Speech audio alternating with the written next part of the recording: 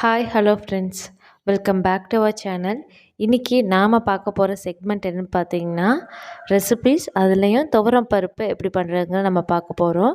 இதுக்கு நான் ஆல்ரெடி உல வச்சு அதில் தண்ணி நல்லா கொதிச்சக்கப்புறமா துவரம் பருப்பு ஒரு சின்ன கப்பில் அளவு எடுத்திருக்கேன். போட்டுட்டு கொஞ்சம் விளக்கெண்ணெய், அது கூட கொஞ்சமாக மஞ்சத்தூள், 1/4 ஸ்பூன் மஞ்சத்தூள் போட்டிருக்கேன். அது போக தக்காளி 2 நாட்டு தக்காளி வேக வச்சுருக்கேன் ரசத்துக்காகவும்.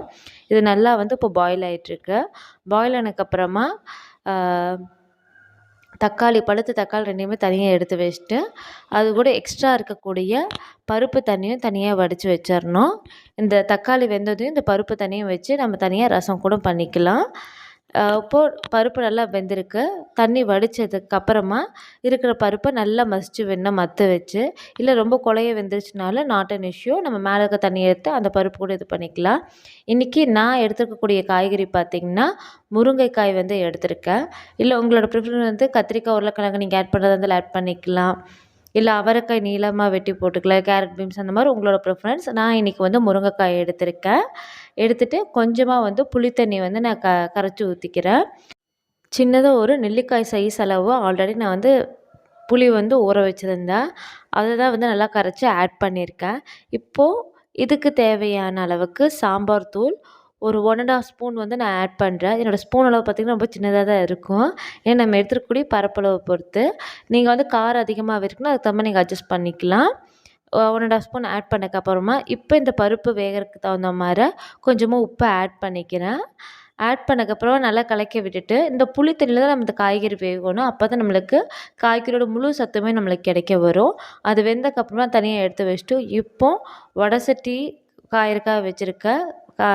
காஞ்சதுக்கு அப்புறமா கொஞ்சமாக 2 ஸ்பூன் எண்ணெய் ஊற்றிட்டு கொஞ்சமாக கடுகு ஆட் பண்ணியிருக்கேன். கடுகு பொரிஞ்சதுக்கப்புறமா மோஸ்ட்லி நீங்கள் இந்த துவரம் பருப்பு செய்கிறதாகட்டும் சின்ன வெங்காயம் ப்ரிஃபர் பண்ணுங்கள். ரொம்பவே டேஸ்ட்டாகவும் இருக்கும், ஃப்ளேவராகவும் இருக்கும். நான் 7லேருந்து 8 சின்ன வெங்காயம், மீடியம் சைஸ் சின்ன வெங்காயம் எடுத்திருக்கேன். அதில் குறுக்கு வெட்டியிருக்கேன். அது கூட 2 வரமிளகா, ஒரு 3 வெள்ளைப்பூண்டு ஆட் பண்ணியிருக்கேன். சின்ன பல்லாக பார்த்து 3 பல் பூண்டு ஆட் பண்ணியிருக்கேன். கொஞ்சமாக கருவேப்பந்தலை ஆட் பண்ணியிருக்கேன்.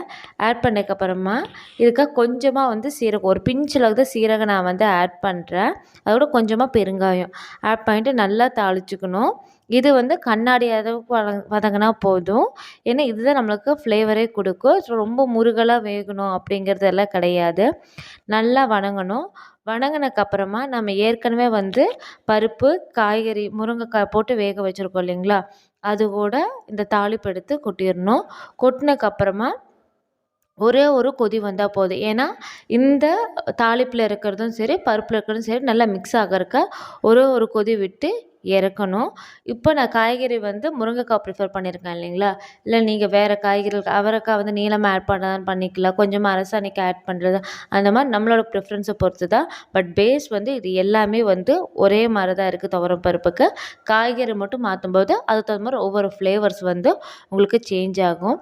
இப்போது இது நல்லா கொதி வந்ததுக்கப்புறமா நான் ஒரு சர்விங் பவுலில் நான் மாற்றிக்கிறேன். மாற்றினதுக்கப்புறம் உங்களுக்கு பிடிச்ச மாதிரி சைடிஷ் என்ன செஞ்சுக்கலாம். காய்கறியும் பொரியலும் என்னாச்சும் பண்ணிக்கலாம், இல்லை ஊறுகாய், அப்பளம் எதாக இருந்தாலும் ப்ரிஃபர் பண்ணிக்கலாம். முருங்கைக்காய் துவரம் பருப்பு சாம்பார் ரெடி. மறக்காமல் நம்ம சேனலை சப்ஸ்கிரைப் பண்ணிவிட்டு சப்போர்ட் பண்ணுங்கள். தேங்க்ஸ் ஃபார் வாட்சிங். Thank God. Thank you subscriber for supporting me and your love. Thank you so much.